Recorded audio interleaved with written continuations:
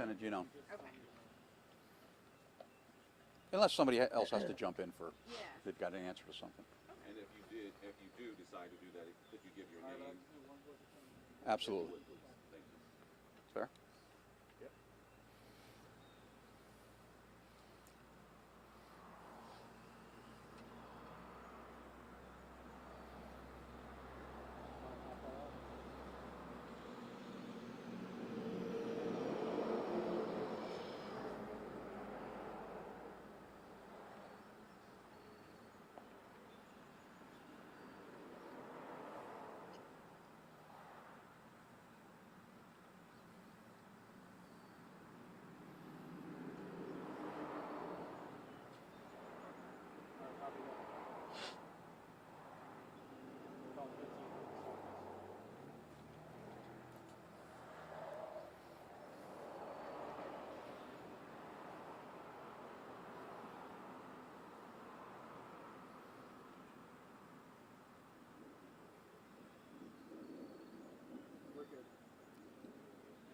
Good morning.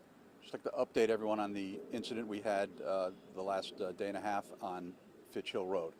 On Wednesday the 13th, somewhere around 12:30, the Guilford Fire Department received a 911 call for a structure fire on Durham Road. Responding fire personnel, when they got to that location, did see smoke coming from the structure, indicating a fire.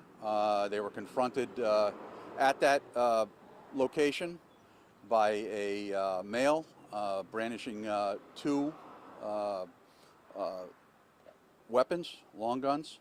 Fire department kind of backed out of the scene, and that male left the area in a vehicle. Information was broadcast to our police officers. Shortly after, we received a phone call that male was at an address on Fitch Hill Road. It was an address of a family member, and officers responded there, secured the scene, attempted a dialogue with the subject that we knew was armed, and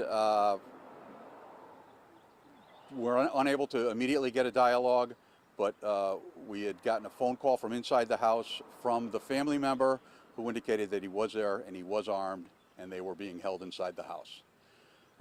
At that point, we initiated contact with our South Central SWAT team and our crisis negotiation team to initiate an effort to negotiate with the male for a peaceful resolution of the current crisis. That negotiation lasted for almost 18 hours. During that time, the male, our crisis negotiators, tried to negotiate with him to come out or to release the family member that was with him, which was unsuccessful. As time wore on and negotiations continued, as you know, our South Central SWAT team was swapped out with the state police SWAT team because of the amount of time that the officers had been out there on the scene for over 14 hours straight through the day and the evening. At that point, the state police SWAT team came in and switched out the South Central regional SWAT team. And I'm just going to step back for a moment, and I'm going to introduce Lieutenant Giannone, and he's going to talk a little bit about the state police response. Thank you, Chief. Good morning. My name is Lieutenant Alex Giannone. I'm the commanding officer of the State Police Central District. As the Chief said, last night at approximately this morning at approximately 3 in the morning, we received a call from the Guilford Police Chief to assist them with the investigation in their scene. At approximately 4:30 a.m., our Connecticut State Police Emergency Services Unit took over the scene and attempted to negotiate with the people inside. Unfortunately, contact was never made with anyone in the residence, and at some point while we were on scene, members of the State Police SWAT team heard a woman in the house yelling in distress. At that point, members of the SWAT team decided to conduct a hostage rescue operation. As a result of the hostage rescue operation, The woman inside was safely rescued without injury to herself or our state police personnel. Furthermore, an inspection of the scene on the second floor provided that a deceased male was found with an apparent gunshot wound. The female victim who was rescued was sent to the hospital for evaluation. She doesn't appear to have any injuries. In consultation with Chief Hyatt and the State's Attorney's Office, the State Police Major Crimes Unit will be assuming the investigation. Due to our relationship with the Guilford Police Department, the Chief of Police, and the regional SWAT team, we believe this led to the best possible outcome. And thank you. Chief? So do you think that this was for sure a self-inflicted gunshot wound, and was there only one? The OCME will determine cause and manner, as is typical in a case like this, but we do believe it was self-inflicted. There were no police officers involved in it firing any weapons. And what's the relationship between the woman and this person? I don't know the exact relationship. I think it's through marriage, but it is a close relationship. Do we know exactly what led up to all of this at all? I don't know what precipitated the fire on Wednesday. Those are all things that we're going to look into in the investigation. Obviously now, some investigation has been done to date, but a much more thorough investigation will be continuing now. As the lieutenant indicated, the Major Crime Squad, State Police Major Crime Squad, will be conducting that investigation. In addition to us hearing you guys trying to communicate with the man on the inside, we also heard this popping sound this morning several times. Explain what was going on at that time. I can explain. We also have the SWAT commander here, but when they heard the yelling from inside, they do use diversionary munitions, which makes a loud bang and popping, which is the type of thing which diverts someone's attention one way, while they make entry in another way. So that's what people heard.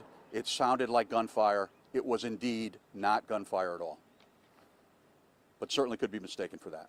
Did you ever hear that shot that you think this person shot themselves before the yelling or after? I can't speak to that. I was not anywhere near the building, so I can't speak to that. What connection did this person have to the house that was on fire? Also a family home.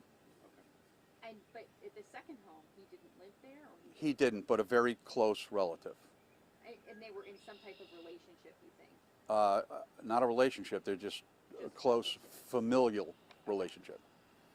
And the first house, that was also a family member? Yes.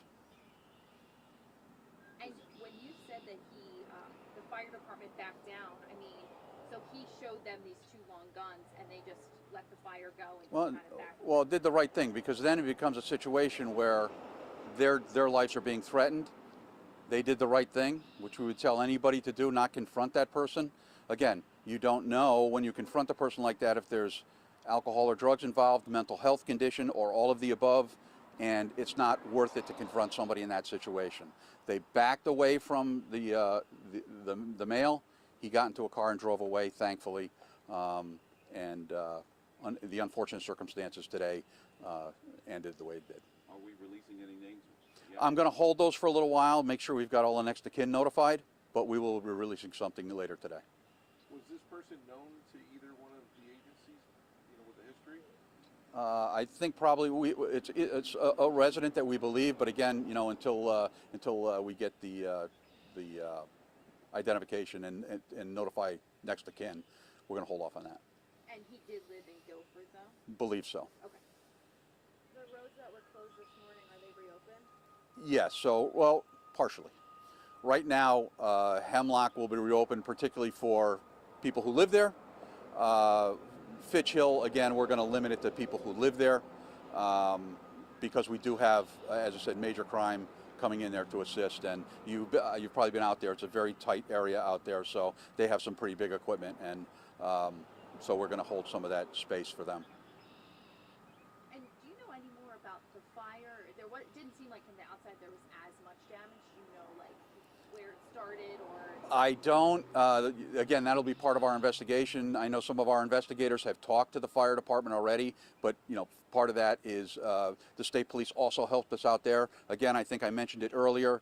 For a small town like Guilford, our regional partners and our state police partners are critical to the jobs that we do when cases like this happen, because we're a small department. And we reach out to those regional and state assets to come in with assets that we can't have in a small department, or we don't have enough of in a case like this. So the state fire marshal came out, worked with one of our detectives working that scene. I have not debriefed them yet, so I don't have a lot of information about the scene. And when he walked up to those firefighters, do you know what that exchange was like, or did he say anything to them? I haven't been debriefed on that piece of it yet, so most of my time was spent up on Fitch Hill. That's good. Thank you for all of the information, yeah. Okay? And we'll just look for a release for you with the names then? at some point? Hopefully by the end of today. Okay. Again, we want to make sure that